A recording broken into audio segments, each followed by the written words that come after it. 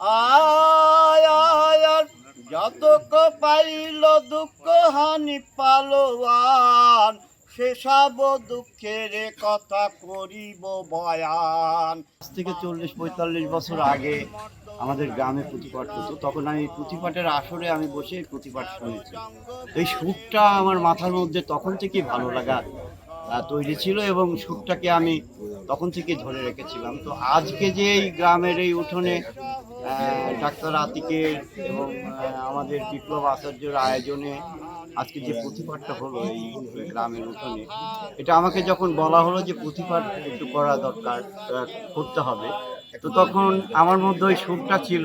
আসলে আমি তো পাঠক না, কখনো পাঠ করিনি, আজকে প্রথম পাঠ করলাম। তো আজকে প্রথম পাঠ করতে গিয়ে আমার কাছে যে অনুভূতিটা হলো যে আসলে গ্রামের মানুষের মধ্যে এবং মানুষের মধ্যেই একত্রতা বোধ তৈরি করতে এবং পাশাপাশি আনতে আমাদের যে গ্রাম বাংলার হারিয়ে যাওয়া যেসব ঐতিহ্য, যেমন পুঁথিপাঠ, আমার হাটুরি কবিতা, জারি সারি ইত্যাদি যে গানগুলো, এইগুলোকে আধুনিক করে সমসাময়িক করে তুলে যদি আমরা মানুষকে নিয়ে আসতে পারি, আজকের এই মিডিয়ার যুগে মানুষকে আরো একত্রিত করা সম্ভব, মানুষকে পরিবর্তনের দিকে নিয়ে যাওয়া সম্ভব। তাহার সহিত যদি লড়িবার চাও, কোমর বান্ধিয়া চলো মদিনার শহরে। আমরা যে মাদুরে বসে যে প্রতিপাঠ শুনলাম, আমরা হারিয়ে গিয়েছিলাম সেই শত বছরের পেছনে। আমাদের যে বাঙালিদের যে হারিয়ে যাওয়া যে ঐতিহ্য, সেইটাকে আমরা আবার মন্থন করার চেষ্টা করেছি। এবং আমার যেটা মনে হয়েছে যে মানুষের প্রকৃত যে স্বভাবজাত জায়গাটি আমার আদি সংস্কৃতি।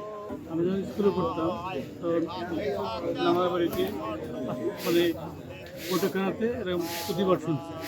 সেই এত বছর পরে আবার শুনে ওই আগে ছোটোকালে মানে ফিরে গেছে এবং এইটা দেশীয় ঐতিহ্য আরও অনুসরণ করা দরকার। আরে আমি দিনে কেহ নাই পুত্র কন্যা, আরে আমি দিনে পুত্র কন্যা কেহ নাই চাই, মরিবে মাতা পিতা সুখী। এখানে কোনো শিক্ষণীয় খুব বেশি কিছু থাকে না, এর মধ্যে থাকে একটা কিচ্ছা কাহিনী গল্প, আমরা যেগুলো আমাদের দাদি নানিদের মুখে শুনতাম।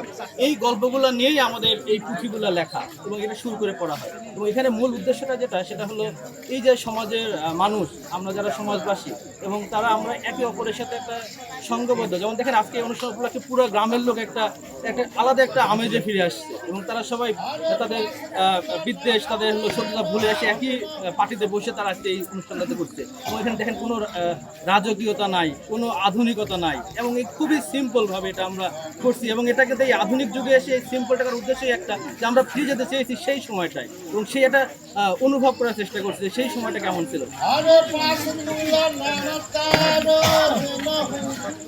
রিয়েলি আমি খুব অনার্ড যে ওনার প্রতিপাঠ স্কিম দেখতে পাইছি, যদিও শুনলাম উনি this is the first time actually he has ডান।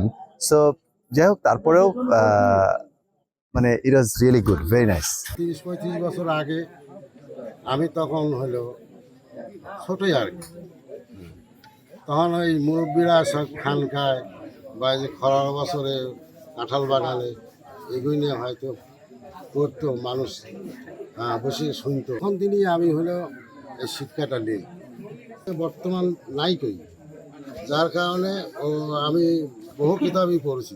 এই কিতাবে খুব ভালো লাগে, যতদূর পড়তে পারলাম ভালো লাগলো আমার। আর জিনিসটা যে উনি এতদূর চেষ্টা করে আগে নিয়ে আইছি, হ্যাঁ, এটাও আমার কাছে খুব সুন্দর লাগে।